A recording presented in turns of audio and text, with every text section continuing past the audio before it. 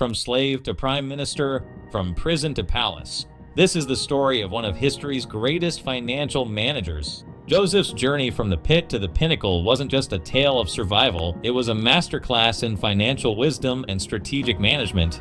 Here was a man who not only saved an entire nation from famine, but established a system of financial management so effective that it turned Egypt into the wealthiest nation of its time. Today, we'll uncover 8 steps to financial freedom that Joseph implemented thousands of years ago, principles that are still transforming lives today.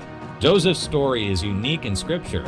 While many biblical figures dealt with wealth, Joseph stands alone as someone who managed not just personal finances, but the resources of an entire empire. His rise from slavery to becoming Egypt's chief financial officer is unprecedented. But what's truly remarkable isn't just his personal success story. It's the systematic approach he developed to handle resources, plan for the future, and create sustainable wealth. His methods weren't just theoretical, they were tested in the most challenging economic crisis of his time. These 8 steps we're about to explore aren't modern interpretations. They're principles extracted directly from Joseph's life and management style, principles that saved millions of lives and created unprecedented prosperity. Interpret before you invest. Pharaoh said to Joseph, "I had a dream, and no one can interpret it. But I have heard it said of you that when you hear a dream, you can interpret it. I cannot do it." Joseph replied, "But God will give Pharaoh the answer he desires." Success in financial management begins with the ability to interpret the signs of the times. Joseph's first demonstration of financial wisdom wasn't in managing resources. It was in reading and interpreting the economic indicators that would affect the future. He understood that proper interpretation must precede strategic investment. When presented with Pharaoh's dreams, Joseph didn't just offer an interpretation, he provided a comprehensive economic forecast and management plan. He saw beyond the surface, recognizing patterns that others missed. This ability to interpret turned a potential catastrophe into an opportunity for unprecedented growth. In today's world, this principle means developing financial literacy and market awareness. It means studying economic trends, understanding market cycles, and recognizing opportunities before they become obvious to everyone. Success in financial management isn't about reacting to events. It's about preparing for them through careful analysis and interpretation. Strategic planning over short-term gains. Let Pharaoh appoint commissioners over the land to take 1/5 of the harvest of Egypt during the 7 years of abundance. They should collect all the food of these good years that are coming and store up the grain under the authority of Pharaoh. Joseph didn't just react to the immediate situation, he developed a long-term strategy that spanned 14 years. His plan wasn't focused on quick profits, but on sustainable resource management that would benefit both the government and the people. He implemented a 20% savings rate during the prosperous years, a principle that would become a cornerstone of modern financial planning. This wasn't just about storing grain, it was about creating a systematic approach to resource management that could weather any economic storm. Today, this translates into developing comprehensive financial plans that go beyond immediate needs. It means creating emergency funds, investment portfolios, and retirement plans. The key is to build systems that work in both abundance and scarcity, just as Joseph did. Organized systems create success. Joseph collected all the food produced in those 7 years of abundance in Egypt and stored it in the cities. In each city, he put the food grown in the fields surrounding it. Joseph stored up huge quantities of grain, like the sand of the sea. It was so much that he stopped keeping records because it was beyond measure. Joseph didn't just store grain.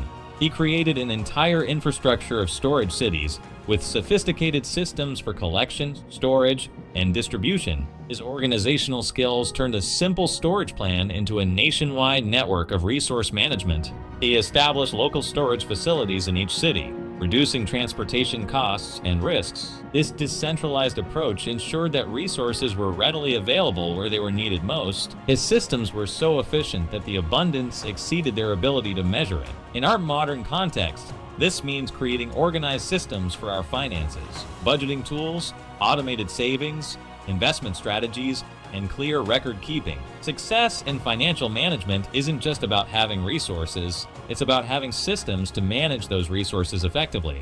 stewardship over ownership, Joseph found favor in his eyes and became his attendant. Potiphar put him in charge of his household, and he entrusted to his care everything he owned. Throughout his journey, Joseph demonstrated exceptional stewardship over resources that weren't his own. Whether in Potiphar's house, in prison, or managing Egypt's resources, he treated everything under his care with diligence and integrity.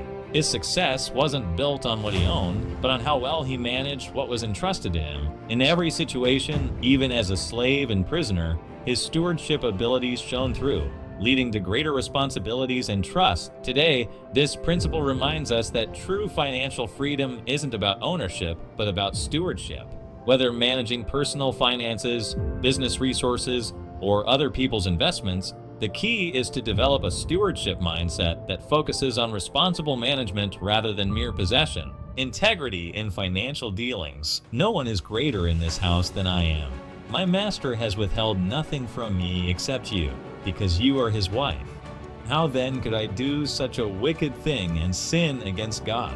Even when faced with temptation and opportunity for personal gain, Joseph maintained unwavering integrity. His refusal to compromise his principles, even at personal cost, became the foundation of his long-term success. In Potiphar's house, in prison, and as Egypt's administrator, Joseph's integrity was consistent. This created trust, opened doors of opportunity, and established his reputation as a reliable manager of resources. In today's financial world, this means maintaining absolute honesty in all transactions, paying taxes properly, refusing bribes or questionable deals, and being transparent in all financial dealings. Integrity might seem costly in the short term, but it's invaluable for long-term success.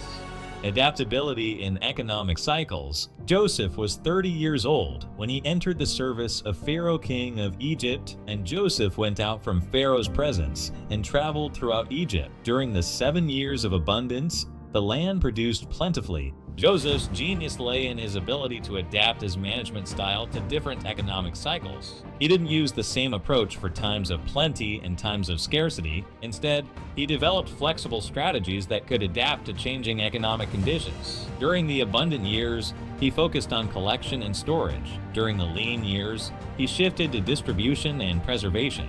This flexibility allowed him to navigate both extremes successfully, turning potential disaster into opportunity. In today's volatile economy, this means developing different strategies for different market conditions. It means knowing when to save aggressively, when to invest boldly, and when to conserve resources. Financial freedom comes not from having one perfect strategy, but from being able to adapt your approach as circumstances change. Create value through distribution. And all the world came to Egypt to buy grain from Joseph, because the famine was severe everywhere. Joseph's final masterstroke wasn't in the collection or storage of resources. It was in their strategic distribution. He turned Egypt into the world's primary source of grain during the famine, creating tremendous economic value through controlled distribution. He didn't simply give away the stored grain, he created a systematic distribution plan that preserved resources while meeting needs. This approach not only saved lives, but also built Egypt's wealth and influence throughout the known world. Today, this principle teaches us that true financial freedom isn't just about accumulating wealth. It's about creating value through the strategic use and distribution of resources. It means developing multiple income streams, investing in assets that generate value for others, and creating sustainable economic systems. Joseph's journey from slave to financial administrator wasn't just a personal success story. It was a blueprint for financial freedom that transcends time. His principles of interpretation, strategic planning, systematic organization, stewardship, integrity, adaptability, and value creation form a comprehensive approach to financial management that remains relevant today. Remember, Joseph didn't achieve his success overnight. He built it systematically, one principle at a time, maintaining integrity through every challenge. Your journey to financial freedom can begin the same way, with one solid step in the right direction.